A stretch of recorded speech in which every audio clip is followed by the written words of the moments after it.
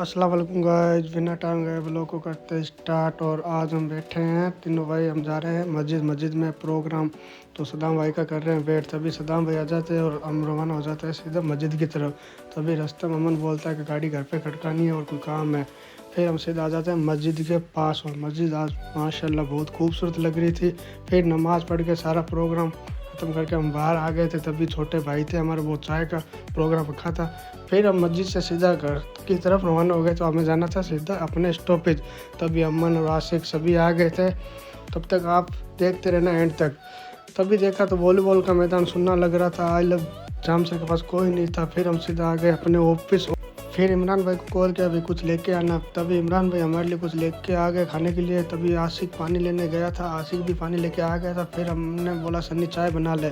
तभी चाय बना ली थी सन्नी ने। सारे भाई थे और यूनुस भाई, इरफान भाई सारे आ गए थे सन्नी के हाथ की चाय पीने के लिए। फिर हम रवाना हो गए सीधा आई लव जाम सर की तरफ। वहाँ जाएंगे, थोड़ी देर बैठेंगे, कुछ कैरम बोर्ड खेलेंगे। अगर नंबर आया तो तभी मैंने आगे आके देखा तो यहाँ पे तो कोई नहीं था, क्योंकि आज सर्दी पड़ रही थी। फिर पता चला वो सारे अंदर बैठे, सारे आप देख सकते हो अंदर कैसे बैठे। इमरान भाई सो रहा था और कैरम बोर्ड चल रहा था। तभी देखा कैरम बोर्ड का माहौल एक नंबर भर रखा था इनका। फिर हमारा भी नंबर आ गया था, क्योंकि लास्ट में सब शहरी करने जाते हैं तो हमारा नंबर आ जाता है। तभी कैरम बोर्ड खेलते खेलते हमारा टाइम हो गया था शहरी करने का और मैं निकल गया अपने घर शहरी करने के लिए। फिर मैं तैयार होकर सीधा निकल गया बाहर। वाजिद को कॉल किया, अभी आजा चलते हैं मस्जिद। तभी वाजिद भी आ गया था। वाजिद को पूछा सन्नी का है। वाजिद बोला सन्नी तो कोई काम गया हुआ है। फिर मैं और वाजिद सीधा रवाना हो गए मस्जिद की तरफ नमाज़ पढ़ने के लिए। फिर नमाज़ पढ़ के आ गए दोनों भाई बाहर आने के बाद देखा मस्जिद एक नंबर लग रही थी और सारे थे और एक के भैया सभी थे, अंकल वगैरह सब खड़े थे। तब हमारा टाइम हो गया था दरगाह जाने का और हम दोनों चले गए दरगाह की तरफ। फिर मैं आ गया दरगाह, यहाँ पे सलाम करके देखा भाई मौसम एक नंबर था और व्यू भी बढ़िया आ रहा था।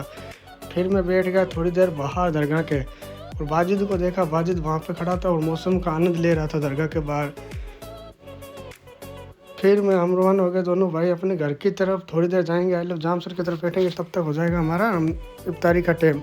फिर देखा तो यहाँ पे एक नंबर माहौल बन रखा था, हथई चल रही थी, गुट रखी थी हथई उनकी। हम भी बैठ गए हथई में। तभी देखा सदाम काका आ गए, राजू भाई भी आ गए, इनकी दोनों के हथई सुनी, बहुत ही बढ़िया है, मज़ा आया बात सुनने में। और फिर सीधा हमारा टाइम हो गया था इफ्तारी करने का। फिर मैं निकल गया अपने घर इफ्तारी करने के लिए। इफ्तारी करके फिर मेरा टाइम हो गया था नमाज़ पढ़ने का। हम तीनों भाई निकल गए सीधा मस्जिद की तरफ नमाज़ पढ़ने के लिए। तब तक आप फॉलो और सब्सक्राइब कर लो।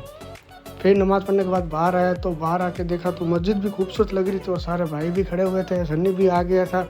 फिर निकल गए हम अपने घर की तरफ। उस ब्लॉग को करता हूँ यही ख़त्म, वो मिलते हैं नेक्स्ट ब्लॉग में।